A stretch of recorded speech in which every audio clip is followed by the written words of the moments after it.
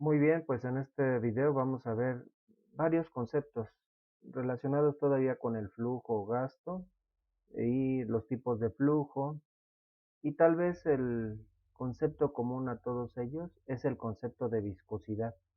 Pero, ¿qué es la viscosidad? Cuando tú escuchas la expresión es un líquido es muy viscoso, ¿qué se te viene a la mente? ¿Verdad? Y algunas personas piensan en un líquido que es jabonoso, por ejemplo, o que es baboso, o perdón por la expresión, que es mocoso, ¿verdad? Aceitoso, no sé si lo dije, pero en realidad eso tendría que ver más bien con la consistencia del líquido, ¿verdad? No está tan relacionado con la viscosidad. Cualquiera de esas consistencias, en cualquiera de esas consistencias el líquido puede ser más o menos viscoso. Pero entonces, ¿cómo se define la viscosidad? Vamos a poner aquí la definición. Nos dice la definición, es una medida de la resistencia que opone un líquido a fluir, que está relacionado con el grado de fricción interna en el fluido. Sí, entonces, no todos los líquidos fluyen, vamos a decirlo así, con la misma facilidad. Los líquidos que fluyen con más facilidad son los menos viscosos y los que presentan una resistencia mayor a fluir son los más viscosos, ¿verdad? Esto no es una propiedad exclusiva de los líquidos. También los gases tienen cierta viscosidad, solo que en el caso de los gases la viscosidad es muchísimo menor que la de los líquidos, ¿verdad? En los líquidos es una propiedad, digamos, más representativa. Entonces, bueno, para poder ilustrar un poquito el concepto de viscosidad, consideremos si esto se podría hacer digamos, un experimento introductorio de la viscosidad. Por cierto, antes de hablar de ese experimento, la viscosidad es algo que se mide, ¿sí? Tiene unidades. Y en el sistema internacional, las unidades se llaman poisselier o algo así, ¿verdad? Perdón por la pronunciación del francés, pero es algo así como poisselier. Entonces, bueno, para ilustrar cómo hay una diferencia en la dificultad o facilidad de fluir de diferentes líquidos, consideremos que tenemos una lámina, un vidrio, un espejo, una superficie lisa, eso es indistinto, que está inclinada, tiene un cierto grado de inclinación. Y en ese líquido vamos a poner diferentes sustancias, ¿no? Vamos a poner más bien una gota de diferentes líquidos. Ponemos una gota de, por ejemplo, de agua, podríamos poner una gotita de aceite, pues una gota de baba de nopal, por ejemplo, aunque también es transparente, pero vamos a ponerlo aquí medio verdoso, ¿verdad? Y diferentes líquidos, una gota de miel, por ejemplo, también. Vamos a hablar de la miel, jabón, ¿verdad? Etcétera. Y bueno, ponemos esas gotitas y contamos el tiempo que tardan en fluir. Las tres o cuatro líquidos que pongamos pues, tienen una tendencia a fluir, son fluidos, ¿verdad? Entonces, bueno, aquí vamos a poner el caminito que siguió cada una de las sustancias. El agua, el aceite, la baba de nopal o jabón podríamos considerar también y habíamos dicho la miel, ¿verdad? Bueno, si tomáramos el tiempo que transcurrió en que cada una de estas sustancias llegó a la base de esta placa, notaríamos que el tiempo es diferente en cada caso. Entonces eso está relacionado con la viscosidad. Si digamos en este caso de todas estas sustancias, la que llegó más rápido a la base o la que le tomó menos segundos llegar a la base es el agua, entonces diríamos que hubo menos resistencia y por lo tanto tiene menor viscosidad, ¿verdad? Y bueno, el que tal de todas esas sustancias, la que tarde más en llegar a la base, pues sería la que tiene mayor viscosidad. Los Poiseuille son unidades derivadas, ¿verdad? Entonces, la verdad es que no tienen mucho sentido, mucha lógica, pero de todas maneras presento aquí cómo se definen las unidades de viscosidad, el Poiseuille, a partir de las unidades fundamentales, ¿no? Un Poiseuille es igual a un newton segundo sobre metro cuadrado, entonces, ¿qué sentido? ¿Cómo entendemos eso? La verdad es que es un poco difícil encontrarle la lógica. Newton sobre metro cuadrado son pascales, ¿no? Entonces, tenemos unidades de presión multiplicadas por unidades de tiempo, ¿no? Bueno, el Newton segundo también tiene, esa combinación de unidades tiene que ver con otro concepto de la física, ¿no? Pero bueno, tomando en cuenta que el Newton es kilogramo metro sobre segundo cuadrado, ¿verdad? Vamos a cambiar de color, kilogramo metro sobre segundo cuadrado. Si esto lo multiplicamos por segundos en esta parte y lo dividimos entre metros cuadrados y pues cancelamos las unidades o analizamos, hacemos el análisis dimensional de toda esta combinación de unidades, llegaríamos a esta unidad. En unidades fundamentales sería kilogramos sobre metro segundo, ¿no? Entonces, en cualquier expresión en la que al final lleguemos a cualquiera de estas dos combinaciones de unidades, Newton segundo sobre metro cuadrado o kilogramo sobre metro segundo, en ambos casos estaríamos hablando de Poiseuille, ¿verdad? Bueno, entonces, pero realmente no vamos a hacer cálculos para calcular la viscosidad. También sería interesante algún experimento a través del cual se pueda conocer o calcular la densidad de un líquido. Pero bueno, a partir de bueno, también cada sustancia, como estábamos diciendo, la viscosidad es una propiedad como la densidad. Cada sustancia tiene diferente densidad, ¿no? Entonces voy a poner aquí a continuación una tabla de densidades. Entonces ahí tenemos una sustancia. El aceite de máquinas tiene una viscosidad de 1.1 por 10 a la menos 3. O ACIs, todos son agua, alcohol etílico, ¿verdad? Y podemos ver que de toda esta lista, el, el, en cuanto a los líquidos, el menos viscoso es el agua. Sí, ahí viene incluso de la sangre. Bueno, y a lo mejor alguien dice, oiga, profesor, usted mencionó que la densidad de los gases es menor que la de los líquidos. Y observe aquí, en el caso del oxígeno, tiene una densidad de 2.2, le gana la del agua, ¿no? No, ¿verdad? Ya notaste la diferencia en el exponente. Esto sería 2.2 por 10 a la menos 5. Entonces, estamos hablando de otro orden de magnitud, del orden de centésimas. La viscosidad de los gases es como de centésimas la viscosidad de los líquidos, ¿verdad? Entonces, los dos últimos ejemplos solo los puse para que veamos la enorme diferencia que hay entre la densidad de los gases y la densidad de los líquidos, ¿verdad? Bueno, estos datos solo son digamos, ilustrativos, no tenemos que memorizarlos en un ejercicio en donde se necesitara la viscosidad, pues lo, digamos, lo más común es que nos van a proporcionar ese dato, igual que el dato de densidad, de índice de refracción o tantos otras propiedades de las sustancias que hemos mencionado previamente, ¿verdad? Bueno, la viscosidad es muy importante también para otros conceptos, por ejemplo, para determinar el tipo de flujo. Y cuando hablo de tipo de flujo me refiero a la forma en la que fluye un líquido. Y un líquido tiene dos formas fundamentales de fluir. Una más común, más habitual que vemos cotidianamente y una un poco más esporádica, se tienen que cumplir con ciertas propiedades. Bueno, vamos a empezar por la más rara. Este tipo de flujo no es tan común, no lo vemos tan comúnmente en la vida cotidiana. Hablemos del flujo laminar. ¿Qué es el flujo laminar? Vamos a poner primeramente la definición. Entonces, el flujo laminar dice, se presenta cuando si toda partícula que pasa por un punto específico se desplaza exactamente a lo largo de la trayectoria seguida por las partículas que pasaron antes por ese punto. Aquí puse por un punto, lo más correcto sería por ese punto. Se dice que el flujo es laminar, ¿verdad? Bueno, no está como una definición habitual, entonces más bien aquí nos explica qué es el flujo laminar. Si toda partícula que pasa por un punto en un líquido sigue la misma trayectoria que siguieron las partículas que antes pasaron por ese punto, se dice que el flujo es laminar.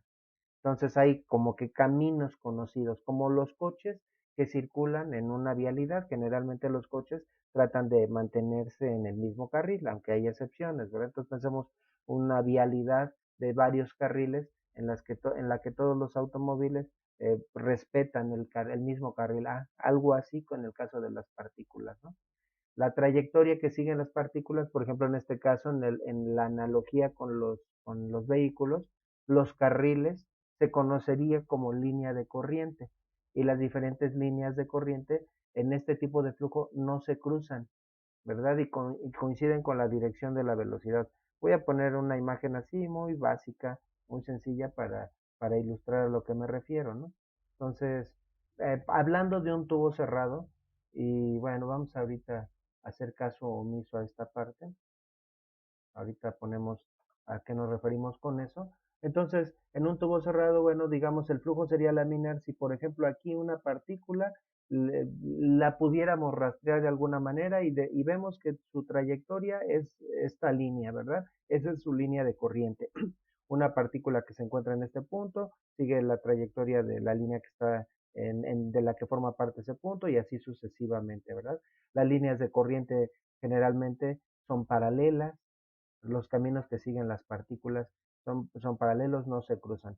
Pero pensemos en esta partícula, ya deja de estar en este punto, ahora está en este punto en el tubo. Bueno, entonces ahora rastreamos el camino que sigue otra partícula que pasó por este mismo punto y notamos que esa segunda partícula sigue exactamente el mismo camino. Entonces, en ese caso estaríamos hablando de un flujo laminar. La palabra laminar viene de lámina, o sea, fluye como en capas el líquido, la sustancia, ¿verdad?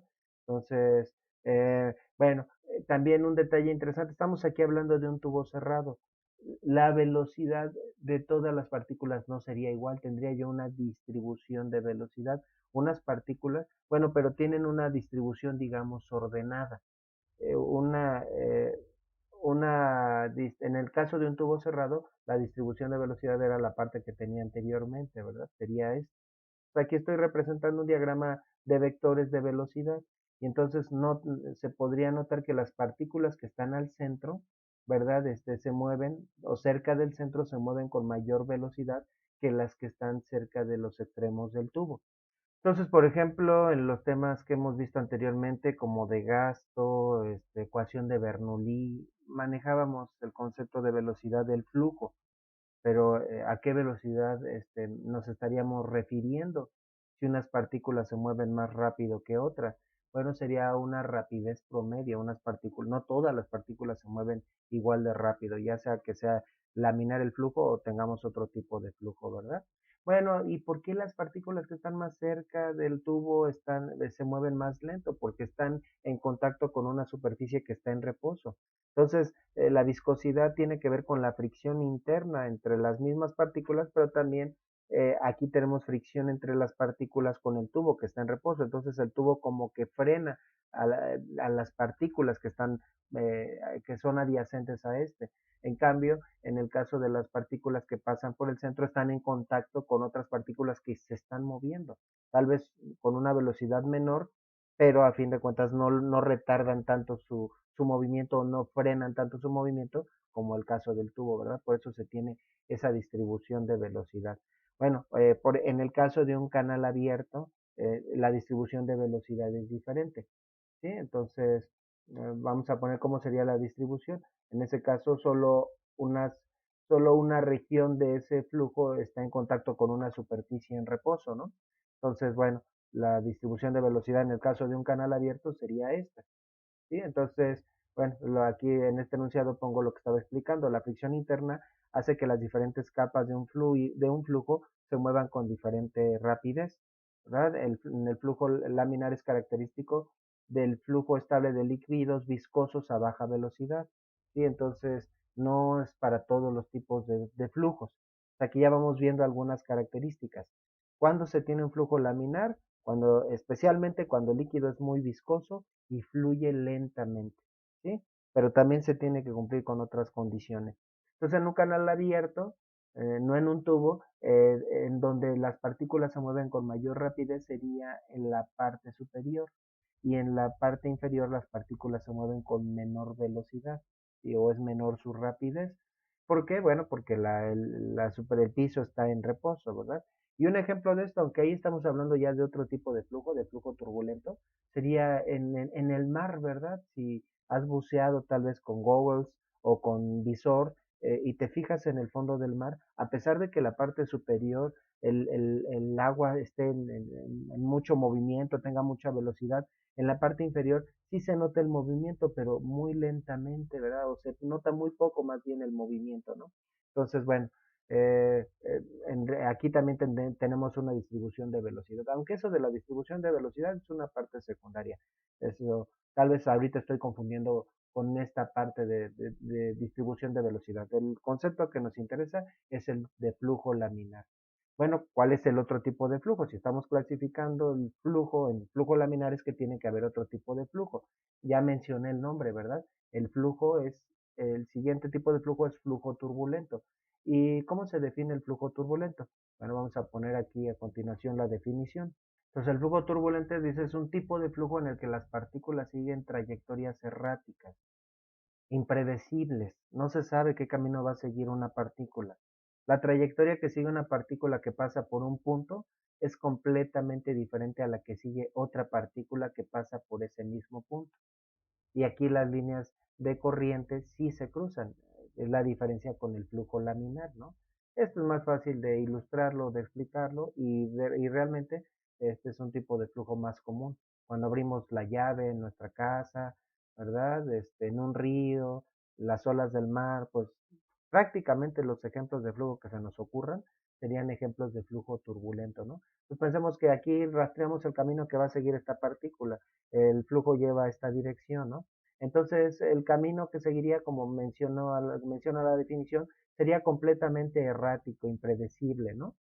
Bueno, por otro lado, si rastreamos el camino de una segunda partícula que pasa por este punto, mientras que en el flujo laminar seguiría exactamente el mismo camino, en el flujo turbulento va a seguir un camino completamente diferente, también errático y completamente diferente al anterior, ¿verdad? Eso sería un flujo turbulento. Otra partícula que pasa en un punto diferente, bueno, también sigue un camino errático y notamos que las líneas de flujo se pueden cruzar, ¿verdad? Entonces, esa es la característica del flujo turbulento. El flujo de un fluido se hace irregular o turbulento cuando la velocidad es superior a cierto límite. Entonces, este es un tipo de flujo para velocidades altas o cuando se producen cambios abruptos de velocidad. Entonces, se caracteriza por movimientos irregulares del flujo. Este es el flujo turbulento.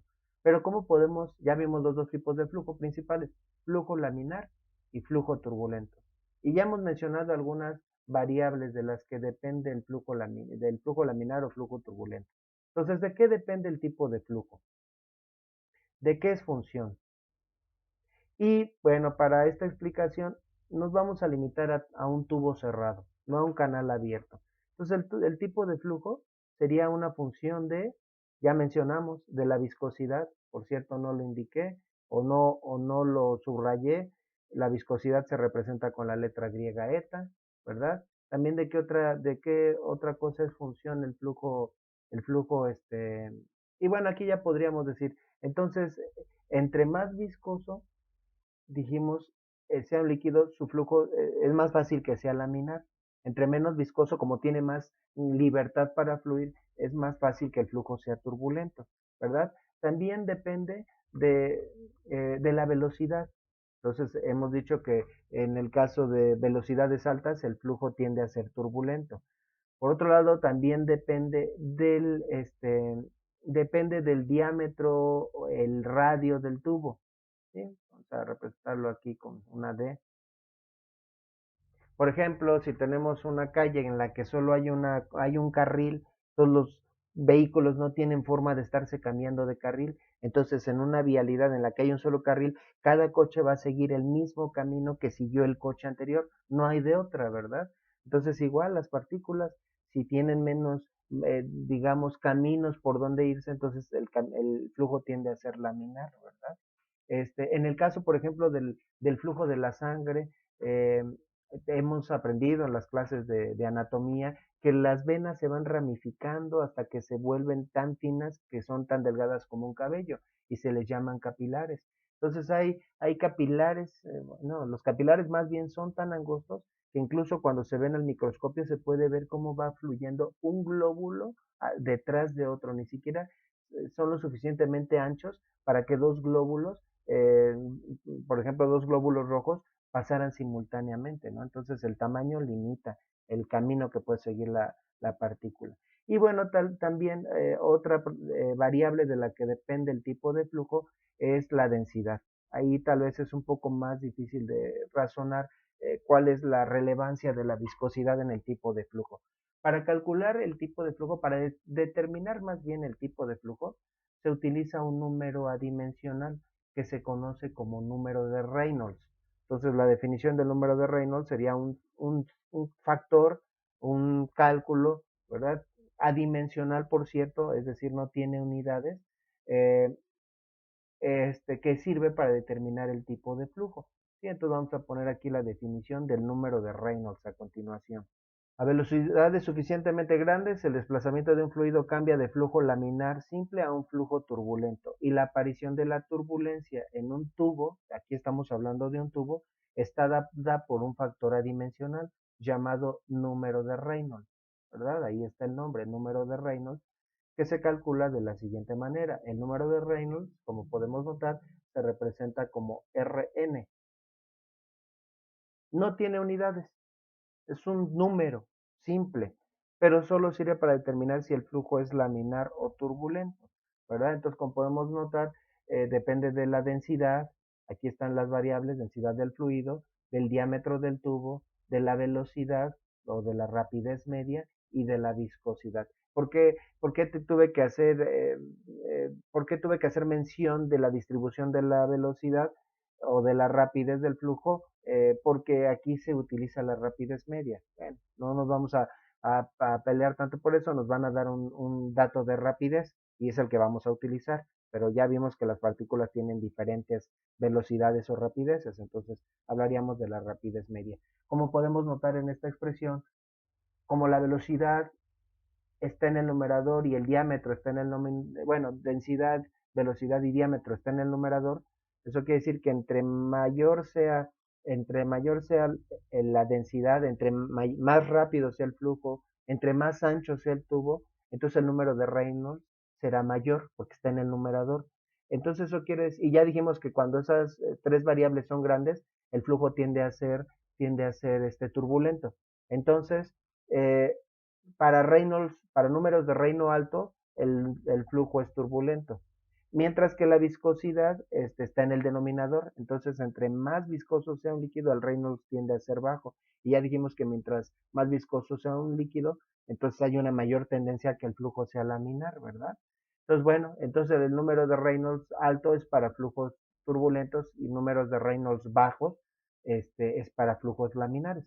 Pero ¿a qué le llamamos altos o a qué le llamamos bajos? Bueno, una vez que uno calcula el número de Reynolds y ya estamos a punto de hacer ejercicios, uno tiene que basarse en el siguiente criterio, ¿verdad? Para determinar si el flujo es laminar o turbulento. Pues para determinar si el flujo es laminar o turbulento, se utiliza el siguiente criterio. Hacemos el cálculo del número de Reynolds, tenemos las características del tubo, su diámetro, el líquido que está pasando por él, es decir, su densidad, su viscosidad, ¿verdad? Y, y hacemos el cálculo de esa fórmula. Después de hacer el cálculo, si el resultado de ese cálculo que no tiene unidades, ahorita ya que resolvamos un ejercicio, vamos a ver cómo es que se cancelan las unidades. Si el Reynolds es menor que 2000, entonces el tipo de flujo sería un flujo laminar, ¿verdad? Flujo laminar. Bueno, aquí tal vez debía haber escondido esta parte, porque siempre empiezo así en las clases, cuando podemos estar en clases presenciales y puedo escribir en el pizarrón, pongo así el criterio primeramente, ¿no? Entonces, si el Reynolds es menor de 2000, el flujo es laminar. Si el Reynolds es mayor de 3000, el flujo es turbulento. Les pregunto ahí en clase a los alumnos, ¿cómo ven? Y bueno, debe aparecer alguien que por ahí diga, maestro, ¿y qué pasa si el número de Reynolds es mayor de 2000 pero menor de 3000? ¿O no se equivocó, profesor? A lo mejor aquí sería también mayor de 2000, ¿no? Entonces, si el Reynolds está entre 2000 y 3000, ¿verdad? Entonces, el flujo es inestable. Ah, entonces hay un tercer tipo de flujo. Bueno, vamos a aclararlo. Voy a poner a continuación la definición de flujo inestable. En realidad es un flujo laminar. De 2000 a 3000 el flujo sería laminar, pero estamos hablando de la zona de transición, en donde el flujo puede cambiar de laminar a turbulento fácilmente, ¿no? Entonces, bueno, voy a poner la definición de flujo inestable. Entonces, flujo inestable es aquel en el que el fluido puede desplazarse como flujo laminar, pero cualquier pequeña perturbación hará que su movimiento cambie a flujo turbulento. Entonces es un flujo laminar que a lo mejor en una tubería con una pequeña vibración por el aire se transforma en turbulento. Termina la vibración y vuelve a ser laminar. Realmente solo hay dos tipos de flujo, laminar y turbulento, ¿verdad? Pero ahí entre 2000 y 3000 puede ser que esté variando el tipo de flujo de manera digamos, perturbaciones menores, puede estar cambiando de laminar a turbulento fácilmente, ¿verdad? Bueno, entonces, para poder calcular el número de Reynolds teníamos que ver previamente el concepto de viscosidad, entonces por eso lo vimos al principio de esta clase. Entonces, bueno, pues vamos a hacer aquí algunos ejercicios con base en el número de Reynolds y para determinar el tipo de flujo.